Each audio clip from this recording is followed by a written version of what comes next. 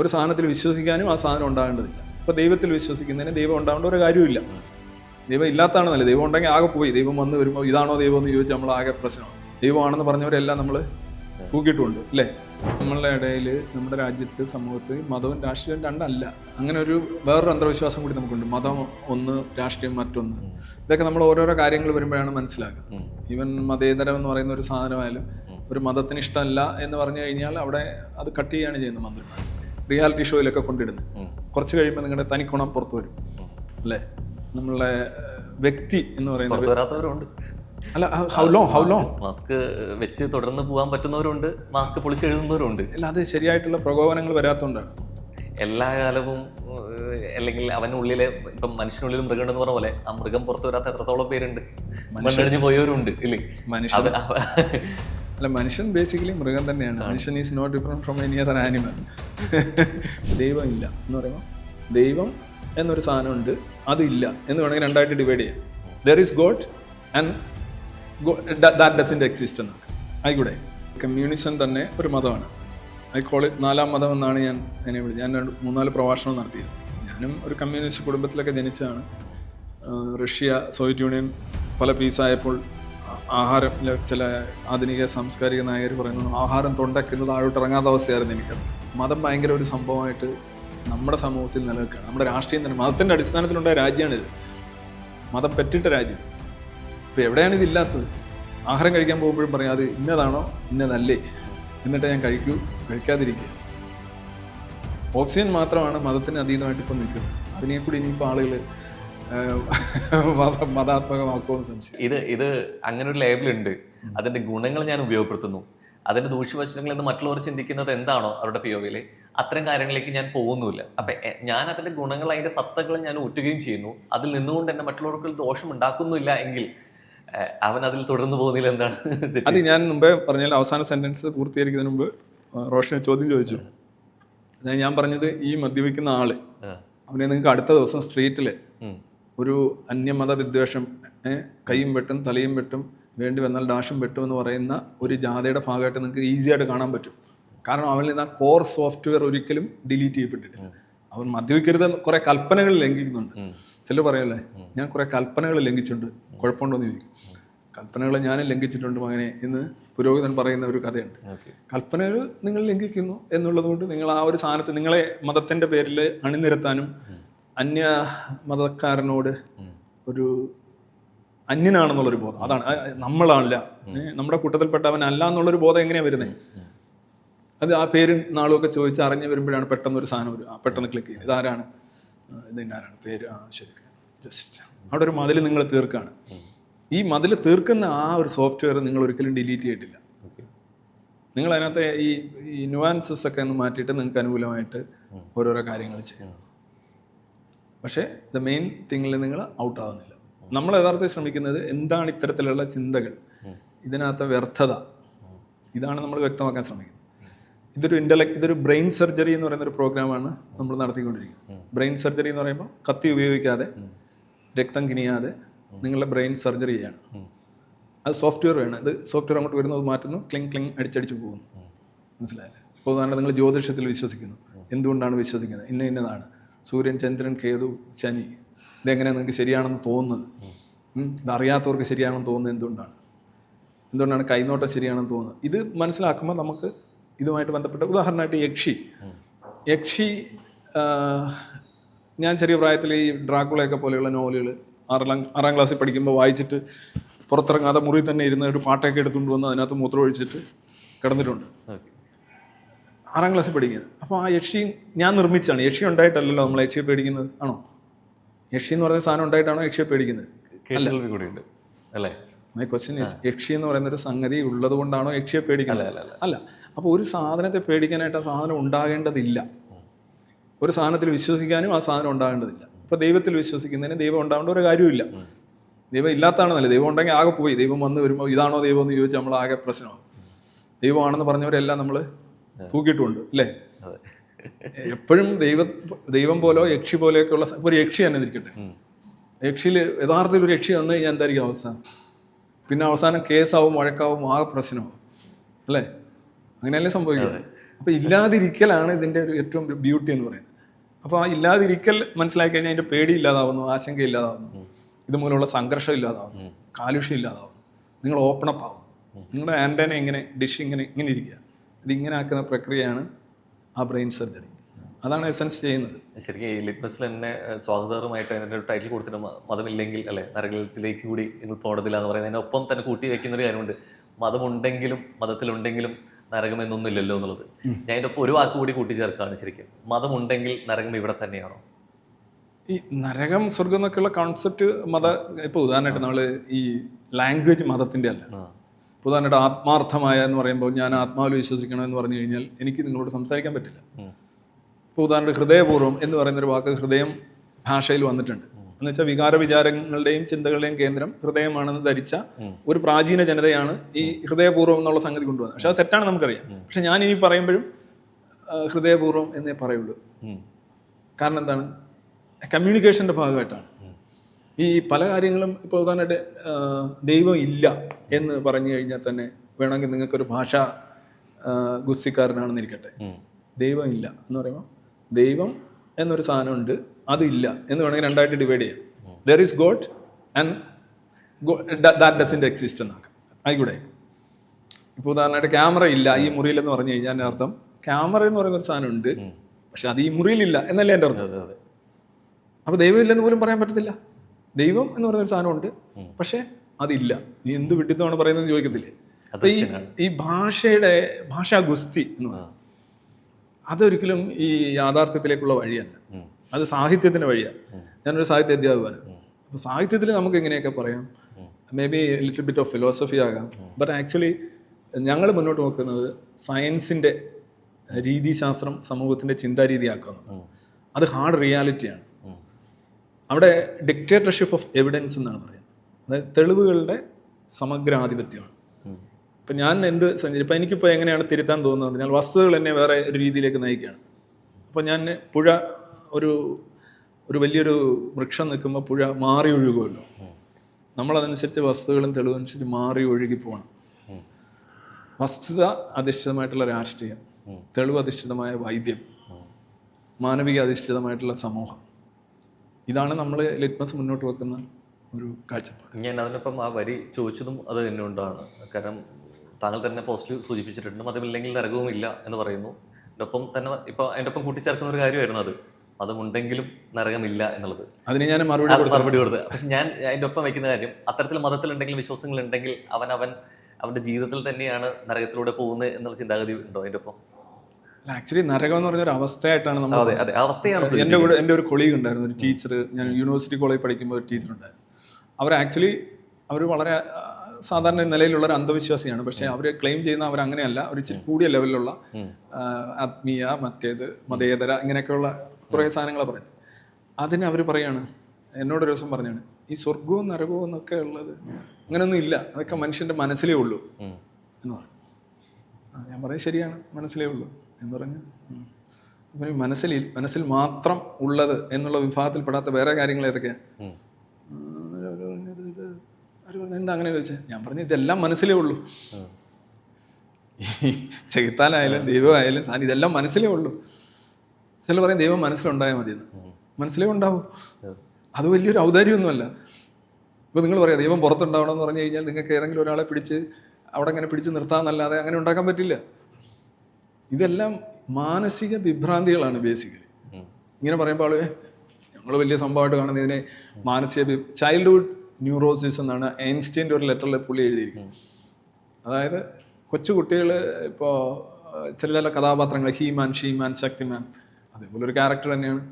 അതുമായിട്ട് സംവദിക്കുക, അല്ലെ ബുൾബുൾ ജെറ്റ് എന്തായാലും ഈ അടുത്തിടെ നമ്മളുടെ ആ ഒരു വാസന ഇത്തരത്തിലുള്ള കാര്യങ്ങളുമായിട്ട് കമ്മ്യൂണിക്കേറ്റ് ചെയ്യാനും ആരാധിക്കാനും അതിനെ നമ്പാനും അതിനോട് ചിലർ പാവ എടുത്തുകൊണ്ട് സംസാരിച്ചുകൊണ്ടിരിക്കില്ലേ.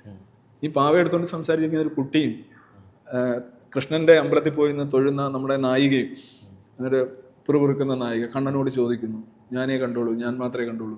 ഇതൊക്കെ വളരെ സെയിം തിങ് ആണ്. ഈ കുട്ടിയെ സംബന്ധിച്ച് വളർച്ച അതിൻ്റെ ഏജിനനുസരിച്ചുണ്ട്. പക്ഷേ ഈ പറയുന്ന ആൾക്ക് അതില്ല എന്നുള്ള വ്യത്യാസമുള്ളൂ.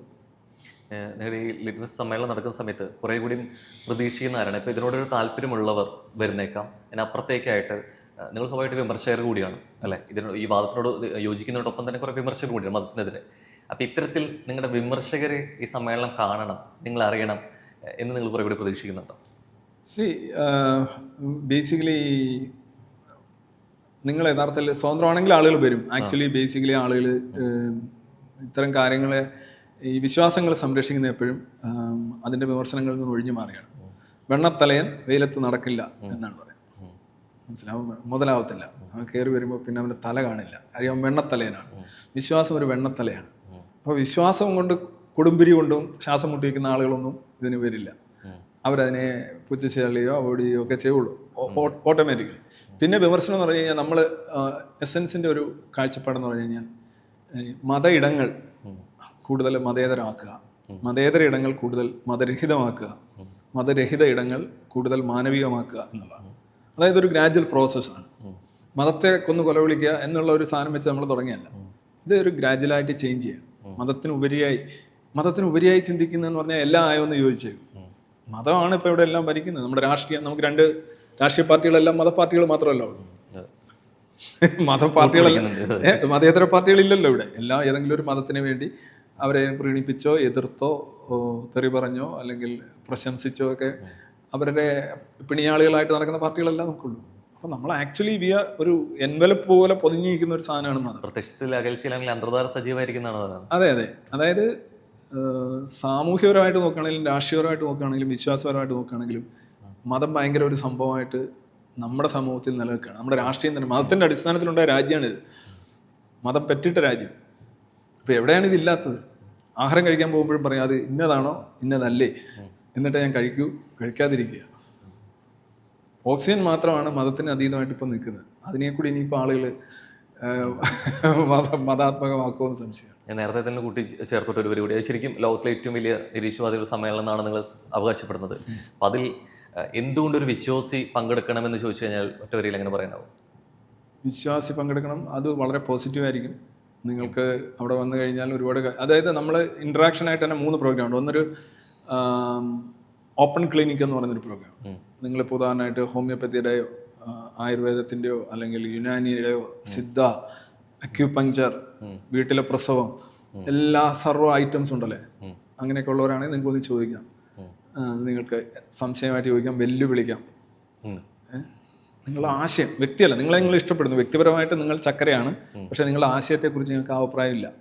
സോ ആശയങ്ങൾ തമ്മിലുള്ള പോരാട്ടം. നമ്മൾ പട്ടം പറത്തുന്നതുകൊണ്ടാണ്. നമ്മൾ താഴെ നിൽക്കുന്നു, പട്ടങ്ങൾ ഉയരത്തിനായി മത്സരിക്കുന്നു. നമ്മൾ ആലിംഗബദ്ധനായി താഴെ നിൽക്കുന്നു, കടല കുറിക്കുന്നു. ആശയങ്ങളുടെ ഒരു പോരാട്ടം എന്ന് പറയുമ്പോൾ ഈ ആളുകൾ അവിടെ വരിക, അവർ ചോദ്യങ്ങൾ ചോദിക്കുക. അതുപോലെ ജീൻ ഓൺ എന്ന് പറഞ്ഞൊരു പ്രോഗ്രാമുണ്ട്. ജീൻ ഓൺ അതെന്ന് പറഞ്ഞാൽ പരിണാമം. ചിലർ പറയും ഇപ്പം മനുഷ്യൻ കുരങ്ങളിൽ നിന്നാണ് ഉണ്ടായത്, എന്നിട്ട് ഇപ്പോഴും കുരങ്ങുകൾ എന്തുകൊണ്ട് എന്നൊക്കെ വലിയ ബ്രഹ്മാണ്ഡ ചോദ്യം ചോദിക്കുന്നവരുണ്ട്. അപ്പോൾ കാരണം വെച്ചാൽ ഇവർക്ക് ആക്ച്വലി പരിണാമത്തെക്കുറിച്ചോ തിയറി ഓഫ് എവല്യൂഷനെ കുറിച്ചോ കാര്യമായ ധാരണയില്ല. അവർ മറ്റെന്തോ ആയിട്ടൊക്കെയാണ് ധരിച്ചു വെച്ചിരിക്കുന്നത്. അവർക്ക് വരാം, ചോദ്യം ചോദിക്കാം, 1000 രൂപയുടെ ക്യാഷ് അവാർഡ് അവർക്ക് വാങ്ങിക്കാം. അപ്പം ഇങ്ങനെയുള്ള ഓപ്പൺ ചോദ്യങ്ങളുണ്ട്. പിന്നെ അതേപോലെ തന്നെ ഡിബേറ്റുകളുണ്ട്, സംവാദങ്ങൾ. തുടങ്ങുന്ന തന്നെ ഒരു സംവാദമാണ്. ഫസ്റ്റ് 8:30 തുടങ്ങുന്നത് ആരിഫ് ഹുസൈൻ്റെ വേറെ ഒരു സിബിൽ രാജ് എന്ന് പറയുന്ന ഒരാളുമായിട്ടുള്ള ഒരു ഡോക്ടറാണ്, ഹോമിയോപ്പാത്തുകളാണ്. 2 എക്സ് ഹോമിയോപ്പാത്തുകൾ തമ്മിൽ ഹോമിയോപ്പതി കപടമാണോ ശാസ്ത്രീയമാണോ എന്നുള്ളൊരു സംവാദമാണ് 1 hour. ഈ പലപ്പോഴും ഈ മതങ്ങൾ കുറേ കൂടി അപകടകരമാവുന്നത് അവനവൻ്റെ മതം വിശ്വാസം ശരിയാണ്, മറ്റുള്ളവരെ അത് അടച്ചാക്ഷേപിക്കുന്നിടത്തും അതിനേക്കാൾ മേലെയാണ് നിൽക്കുന്നിടത്തും എന്നുള്ള പല വിഭാഗമായി മാറുമ്പോഴാണ്. ഈ അത്തരത്തിലുള്ള ഇത്രത്തോളം വിഭാഗങ്ങളെയൊക്കെ എതിർത്തുകൊണ്ട് അല്ലെങ്കിൽ വിശ്വാസങ്ങൾ ശരിയല്ല എന്ന് പറയുന്ന യുക്തിവാദികൾക്കിടയിൽ തന്നെ പല വിഭാഗങ്ങളായിട്ട് പല ലേബലുകൾ അറിയപ്പെട്ടു തുടങ്ങി. അവസാനം നിങ്ങൾ തന്നെ അത് പല വിഭാഗങ്ങളായിട്ട് അങ്ങോട്ടും ഇങ്ങോട്ടും ചേരി തിരിഞ്ഞ് അപകടമായി മാറുമോ? ഈ മതവിശ്വാസങ്ങളും മതങ്ങളും പോലെ തന്നെ നിങ്ങൾക്കിടയിൽ അത് വരുമോ ആ ചേരിതിരിവ്? യെസ്, ഒന്നാമത് ഈ യുക്തിവാദികൾക്കിടയിലുള്ള ചേരിതിരിവിന് നമ്മൾ റെസ്പോൺസിബിൾ അല്ല. We don't identify our self as യുക്തിവാദികൾ. അതൊന്ന്. പിന്നെ ആരെങ്കിലും ഇടയിൽ ആശയപരമായ സമരം നടക്കുന്നുണ്ടെങ്കിൽ അത് നല്ലതാണെന്നാണ് ഈ പറയുള്ളൂ. കാര്യം വെച്ച് കഴിഞ്ഞാൽ എല്ലാവരും ഒരു കൂട്ടമായിട്ട് പോവുകയും ഒരേ അഭിപ്രായത്തെ പിന്തുടരുകയൊക്കെ ചെയ്യുന്നതിൽ മഹത്തരമായിട്ടൊന്നുമില്ല. ശരിയാണോ തെറ്റാണോ എന്ന് പറയാൻ കഴിയില്ല. കാര്യം വെച്ചാൽ നിങ്ങൾ തമ്മിലടിക്കുന്നത് കൊണ്ട് മഹത്തരമാവുന്നില്ല, ഒരുമിച്ച് നിൽക്കുന്നുണ്ടും മഹത്തരമാണോന്നില്ല. പക്ഷെ ആക്ച്വലി നിങ്ങൾ പറയുന്നത് ശരിയാണോ അല്ലേ എന്നുള്ളത് മാത്രമേ ഉള്ളൂ. പിന്നെ മനുഷ്യർ എന്ന് പറയുന്നത് ഇപ്പോൾ ഈ മുറിയിൽ തന്നെ നമ്മളിപ്പോൾ ഒരു 10 ദിവസം നിൽക്കാന്നുണ്ടെങ്കിൽ ഇതിനാണ് നിങ്ങളെ ഈ റിയാലിറ്റി ഷോയിലൊക്കെ കൊണ്ടിടുന്നത്. കുറച്ച് കഴിയുമ്പോൾ നിങ്ങളുടെ തനിക്കുണം പുറത്തു വരും അല്ലേ? നമ്മളെ വ്യക്തി എന്ന് പറയുന്നത് പുറത്തു വരാത്തവരുണ്ട്. അല്ല, ഹൗ ലോങ് മാസ്ക് വെച്ച് തുടർന്ന് പോകാൻ പറ്റുന്നവരുണ്ട്, മാസ്ക് പൊളിച്ചെഴുതുന്നവരുണ്ട്. അല്ല, അത് ശരിയായിട്ടുള്ള പ്രകോപനങ്ങൾ വരാത്തതുകൊണ്ടാണ്. എല്ലാ കാലവും അല്ലെങ്കിൽ അവനുള്ളിലെ ഇപ്പം മനുഷ്യനുള്ളിൽ മൃഗം ഉണ്ടെന്ന് പറഞ്ഞ പോലെ ആ മൃഗം പുറത്തു വരാത്ത എത്രത്തോളം പേരുണ്ട്, മണ്ണടിഞ്ഞു പോയവരുണ്ട് ഇല്ലേ? മനുഷ്യൻ അല്ല, മനുഷ്യൻ ബേസിക്കലി മൃഗം തന്നെയാണ്. മനുഷ്യൻ is not different from any other animal. മനുഷ്യനെ മൃഗം അങ്ങനെയൊക്കെ നമ്മളൊരു കാവ്യഭാവന മാത്രമാണ്. ഞാൻ പറഞ്ഞത് ഇനഫ് ആയിട്ടുള്ള പ്രൊവോക്കേഷൻ വന്നു കഴിഞ്ഞാൽ എല്ലാവരും അവരുടെ ട്രൂ സെൻസിലേക്ക് വരും. അതായത് ഓരോ വസ്തുവിനും തിളനിലയുണ്ട്. ചിലത് 5 ഡിഗ്രി സെന്റിഗ്രേഡിൽ അത് ചിലപ്പം ചൂടായി ഉരുവും, ചിലതിന് 100 ഡിഗ്രി ആയിരിക്കും, ചിലതിന് 1000 ഡിഗ്രി ആയിരിക്കും. ടങ്സ്റ്റൺ ഫിലമെന്റ് ആയിട്ട് ഉപയോഗിക്കാം. കുറേ ഹീറ്റ് അബ്സോർവ് ചെയ്താൽ ഇങ്ങനെ നിൽക്കും, ഇങ്ങനെ പിടിച്ച് പഴുത്ത് നിൽക്കും. അപ്പം പക്ഷേ ഒരു പർട്ടിക്കുലർ ലെവൽ ആയിക്കഴിഞ്ഞാൽ അതും ഉരുകിപ്പോകും. ശരിക്കും ഇത്തരം വിശ്വാസങ്ങൾ കേൾക്കുന്ന പേരുകൾ സഹോദരൻ ഇപ്പം മുതൽ കേട്ടു തുടങ്ങിയ ജബ്ബാർ മാഷിൽ വരെ എത്തി നിൽക്കുന്നുണ്ടായിരുന്നു. എനിക്കതിൻ്റെ ആധുനിക ഇതിലെ നിരീശ്വരവാദത്തിൻ്റെ പിതാവായിട്ടും ഭക്താവായിട്ടും ഒക്കെ രവിചന്ദ്രനെ വാഴ്ത്തപ്പെടുന്നുണ്ട്, പറയപ്പെടുന്നുണ്ട്. ഇതിൽ നവമാധ്യമങ്ങൾ വഹിച്ച പങ്ക് എത്രത്തോളമാണ്? ക്വസ്റ്റ്യൻ്റെ ആദ്യം പാർട്ട് ഞാൻ പരിഹരിക്കുന്നില്ല. ഞാൻ എത്തിച്ചതിൽ നവമാധ്യമങ്ങൾ ആക്ച്വലി ഇന്നിപ്പോൾ ലിറ്റ്മസ് തന്നെ നടത്തുന്നത് നമ്മൾ ഓഫ്ലൈൻ ആയിട്ടുള്ള പരസ്യങ്ങളൊന്നും തന്നെ ഇല്ല, എല്ലാം ഓൺലൈൻ ആയിട്ടുള്ള പരസ്യങ്ങളാണ്. നവമാധ്യമങ്ങൾ ഹെൽപ്പ് ചെയ്തിട്ടുണ്ട്. പക്ഷേ നവമാധ്യമങ്ങൾ നമ്മളെ മാത്രമല്ല ഹെൽപ്പ് ചെയ്തിട്ടുള്ളത്, ഏറ്റവും കൂടുതൽ ഹെൽപ്പ് ചെയ്തിട്ടുള്ള മതത്തെയാണ്. നിങ്ങളിപ്പം മതപുരോഹിതന്മാരും പാർട്ടിക്കാരും ഇപ്പോൾ നിങ്ങൾ സോഷ്യൽ മീഡിയയിൽ ഫോർ എക്സാമ്പിൾ ഫേസ്ബുക്കിൽ എടുക്കുക, അവിടെ ഏറ്റവും കൂടുതൽ സജീവമായ സാന്നിധ്യമുള്ള ആരാണ്? ഏറ്റവും കൂടുതൽ സൈബർ സോക്കോൾഡ് ഗുണ്ടകൾ ആർക്കാണുള്ളത്? അവിടെ it is dominated by religion and parties. അവർ വൻതോതിൽ അവർക്കിപ്പോൾ ഒരു പുതിയൊരു ജില്ലാ സമ്മേളനം കൂട്ടണം, അല്ലെന്നുണ്ടെങ്കിൽ ഒരു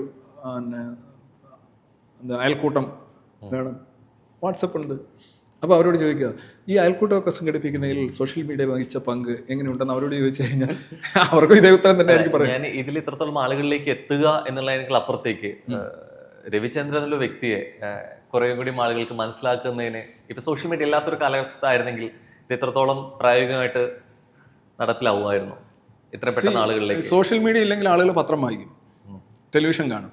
ഇന്ന് നമ്മൾ പത്രം വായിക്കില്ല, ടെലിവിഷൻ കാണാറില്ല. ടെലിവിഷൻ കാണുന്ന തന്നെ യൂട്യൂബിലായിട്ടാണ് ആളുകൾ കാണുന്നത്. അപ്പം ബേസിക്കലി ഇതൊക്കെ തന്നെ ആയിരിക്കും അവസ്ഥ. ഈ പത്രങ്ങളിലാണെങ്കിലും അല്ലെങ്കിൽ മറ്റു മാധ്യമങ്ങളിലാണെന്നുണ്ടെങ്കിലും ഇപ്പൊ അവർക്ക് വേണമെങ്കിൽ ഇത്തരത്തിലുള്ള നിരീശ്വരവാദമായിട്ടുള്ള പ്രസ്താവനകളും അതുമായി യോജിച്ചു പോകുന്ന സംഘടനകളെയോ വ്യക്തികളെയോ അവർക്ക് വേണമെങ്കിൽ നിരോധിക്കാം.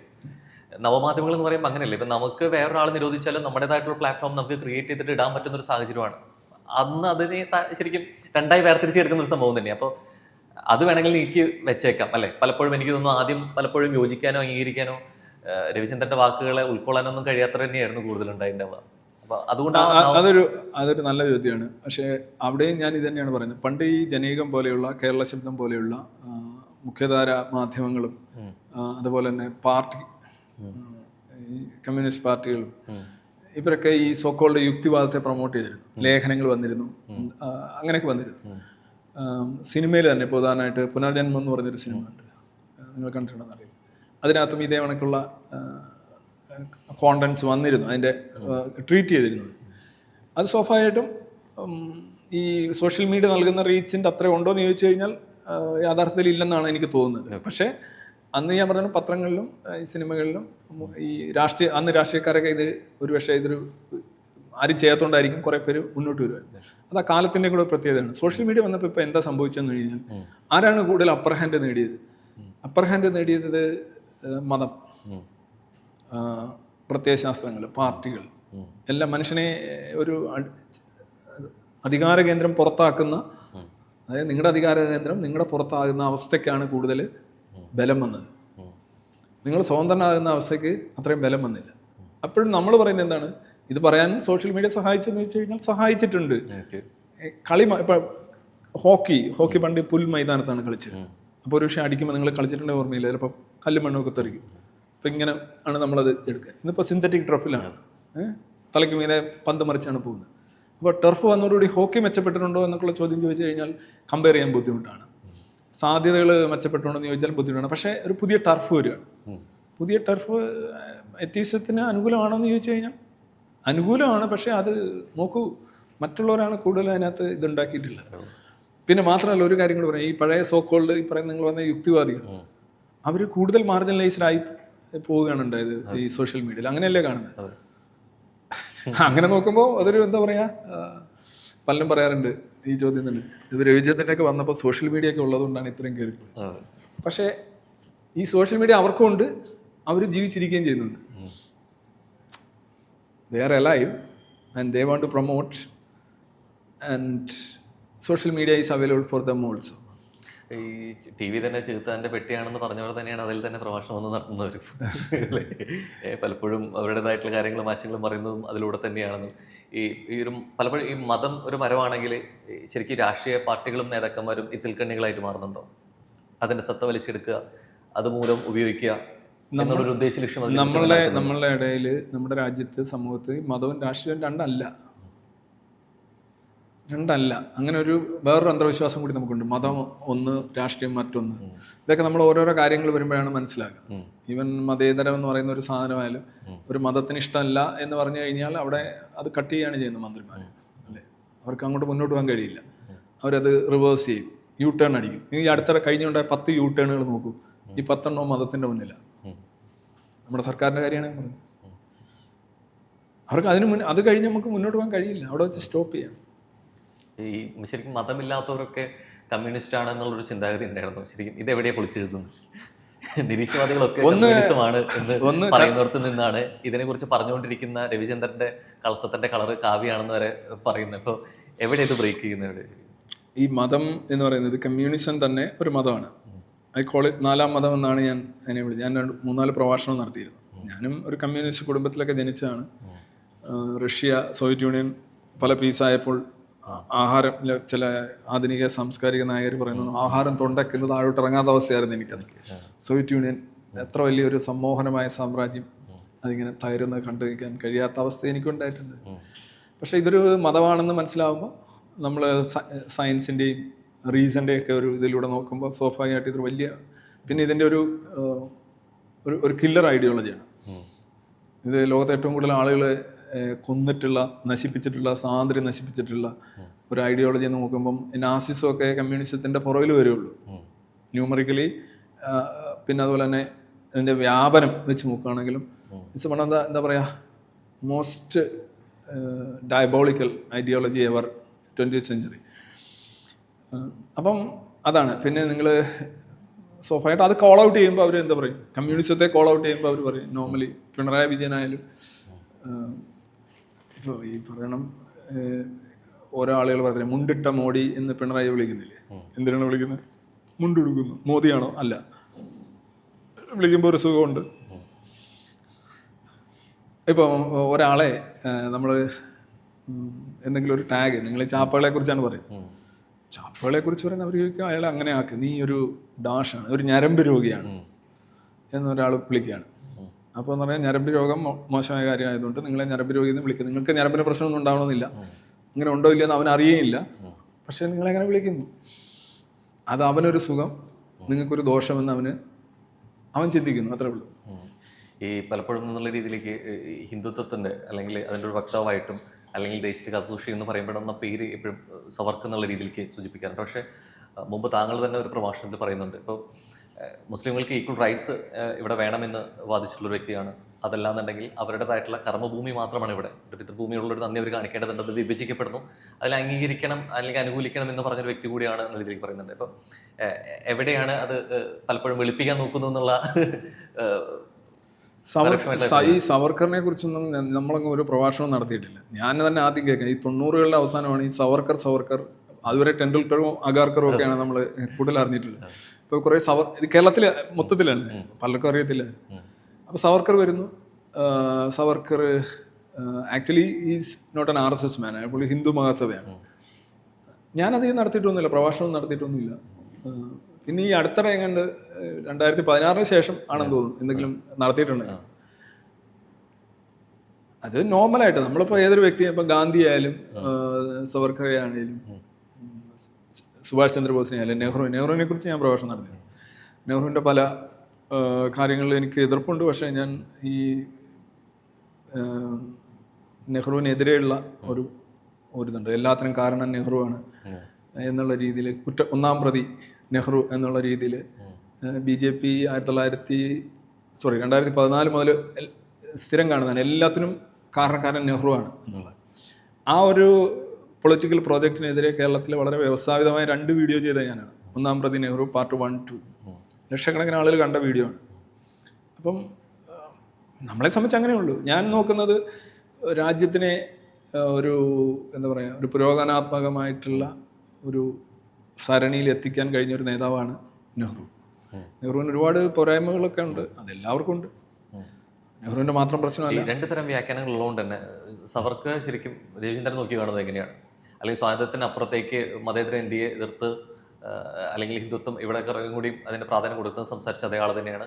അതിന് മുമ്പാണെങ്കിൽ ഇപ്പോൾ നിയമ വിദ്യാർത്ഥിയായിട്ട് പോകുന്നതിന് മുമ്പ് ഉണ്ടായിരുന്ന ആളുടെ ആശയം, അതിനുശേഷം ആയുധകടത്തുമായി ബന്ധപ്പെട്ടിട്ട് ആൾ അറസ്റ്റിലാവുന്നതിന് ശേഷം ആളുടെ തിരിച്ചറിവിൽ വന്നിരുന്ന ആളുടെ രാഷ്ട്രീയം അല്ലെങ്കിൽ ആശയങ്ങളും വ്യത്യാസപ്പെടുത്തുന്നുണ്ടായിരുന്നു. അപ്പോൾ താങ്കൾ എങ്ങനെ നോക്കി കാണുന്നത് ശരിക്കും? സവർക്കറിനെ കുറിച്ച് ഞാൻ അത്ര കാര്യമായി പഠിച്ചിട്ടൊന്നുമില്ല, ഉള്ള കാര്യം പറയാം. ഓക്കെ, ഞാൻ പിന്നെ ബേസിക് ആയിട്ടുള്ള കാര്യങ്ങൾ അറിയാം. പുള്ളി ആദ്യം ഇംഗ്ലണ്ടിലായിരുന്നു, അന്ന് ഗാന്ധിയായിട്ടൊക്കെ കണ്ടിട്ടുണ്ട്. പിന്നെ ഇവിടെ വരുന്നു, ജീവപര്യന്തം ശിക്ഷയായിട്ട് പോകുന്നു. പിന്നെ അത് കഴിഞ്ഞ് ജയിലിലെ അനുഭവങ്ങൾ പുള്ളിയെ മാറ്റുന്നു, പിന്നെ കണ്ടിന്യൂ ചെയ്യുന്നു. പുള്ളി ബേസിക്കലി ഒരു എന്താ പറയുക, അന്നത്തെ ഇവിടെ നിലവിലുണ്ടായിരുന്ന രാഷ്ട്രീയത്തിൻ്റെ ഒരു പൊതു ചിത്രമാണ് സവർക്കർ മുന്നോട്ട് വെക്കുന്നത്. അതായത് ഈ എക്സ്ക്ലൂസീവ്നെസ് എന്ന് പറയുന്ന സാധനമുണ്ട്. നമ്മളും അവരും എന്ന് പറയുന്ന ഒരു സംഗതി, നമ്മളും അവരും എന്ന് പറയുന്നൊരു സംഗതി സ്വാഭാവികമായിട്ട് ഈ ബഹുസ്വര സമൂഹങ്ങളിൽ ഉയർന്നു വരുന്നതാണ്. ആ ഒരു വിഭജന സമവാക്യത്തിന് പ്രൊമോഷൻ കൊടുക്കുകയാണ് ഇത്തരം ആൾക്കാർ ചെയ്യുക. അതായത് ഈ ഒന്നാകുന്നതിനെ തടസ്സപ്പെടുന്ന എന്തിനും ഞാൻ എതിർക്കാം. അത് ഗാന്ധി മോഡലല്ല. ഗാന്ധി മോഡൽ എല്ലാവരും കൂടെ ഉള്ള സമൂഹ ഭജനയല്ല ഞാൻ ഉദ്ദേശിക്കുന്നത്. നമ്മൾ മനസ്സിലാക്കുന്നത് ഇപ്പം മതമായാലും ജാതിയായാലും രാഷ്ട്രീയമായാലും മനുഷ്യന് പരസ്പരം ബന്ധപ്പെടാനും സഹകരിക്കുന്നതിനും സ്നേഹിക്കുന്നതിനും ഒരു വിഷയമില്ല. അതിനിടയിലുള്ള ഈ ആപ്പുകളാണ് ഈ സാധനങ്ങളെല്ലാം വരുന്നത്. പക്ഷെ ഈ ആപ്പുകൾ പ്രൊമോട്ട് ചെയ്യുന്നവരാണ് ശരിക്കും നേതാക്കന്മാരാവുന്നത്. ആപ്പുകൾ വേണ്ടാന്ന് പറയുന്നവർ അവർ തിരസ്കരിക്കപ്പെടുകയാണ് ചെയ്യുന്നത്. സവർക്കർ അങ്ങനെ ഒരു വ്യൂ പോയിന്റ്, ഒരു ബേസിക്കലി ഒന്ന് സവർക്കറുടെ ഹൈപ്പർ നാഷണലിസം, പിതൃഭൂമി കർമ്മഭൂമി. I do not agree with that. എൻ്റെ മൊത്തത്തിലുള്ള സിദ്ധാന്തം തന്നെ എൻ്റെ ഓപ്പോസിറ്റാണ്. നമ്മൾ പറയുക എന്ന് പറഞ്ഞു കഴിഞ്ഞാൽ, ഇപ്പോൾ ഒരു രാജ്യം എന്ന് പറഞ്ഞു കഴിഞ്ഞാൽ രാജ്യം നമ്മൾ ഉണ്ടാക്കുന്നതാണ്. അപ്പോൾ നമ്മൾ രാജ്യം ഉണ്ടാക്കുകയും രാജ്യത്തിനുള്ളവരെല്ലാം ഒരു നമ്മളാവുകയും ബാക്കിയുള്ളവരെല്ലാം മറ്റുള്ളവരാകുകയും ചെയ്യുക എന്ന് പറയുമ്പോൾ അതൊരു ചിന്താപരമായ ഒരു എന്താണ്, ഒരു കുടിസ് അവസ്ഥയാണ്. അപ്പോൾ ഈ രാജ്യം രണ്ടായാലോ, അപ്പോൾ നമ്മൾ ബാക്കി ഉത്തരേന്ത്യയായിട്ട് നമുക്ക് ഇപ്പോൾ സംഘർഷവും അന്യരാണെന്നുള്ള ബോധ്യം വരും. ഇത് അല്ലെന്നുണ്ടെങ്കിൽ ഇപ്പോൾ തിരുവിതാംകൂർ ആയിരുന്നെങ്കിലോ, കൊച്ചി നമ്മളുടെ ഒരു ഇവിടെ അന്യരാജ്യം, ഞാൻ വിദേശത്ത് വന്നു എന്നെനിക്ക് തോന്നുന്നു. അപ്പം ഈ രാജ്യം, ജനത, പിന്നെ അതുപോലെ തന്നെ കൾച്ചറിലൊക്കെ ഈ നമ്മളുടെ ഒരു താല്പര്യം തന്നെ ഇതിന് വിരുദ്ധമാണ്. കൾച്ചർ എന്ന് പറഞ്ഞു കഴിഞ്ഞാൽ മാറണം, ചേഞ്ച് ചെയ്യണം എന്നാണ് പറയുന്നത്. ഇവർ ശരിക്കും പറയുന്നത് എന്താണ്? ഗാന്ധി ആയാലും സവർക്കർ ആയാലും ഒരു കാര്യമാണ് പറയുന്നത്, നമ്മളുടെ മൂല്യങ്ങൾ, നമ്മൾ നടന്ന പാതകൾ, നമ്മുടെ പൂർവികർ, നമ്മുടെ സംസ്കാരം, ഇതിനൊക്കെ വളരെ പ്രാധാന്യം കൊടുക്കുന്ന ഞാൻ ആക്ച്വലി ആ രീതിയിലുള്ള ഒരു സംഗതിയുടെ പൂർണ്ണമായിട്ടും എതിർപ്പാണ്. യാത്ര തുടരട്ടെ. യാത്രയുടെ വഴികളിൽ പിന്നെയും കണ്ടുമുട്ടാവുന്ന പ്രതീക്ഷയോടെ. Thank you so much.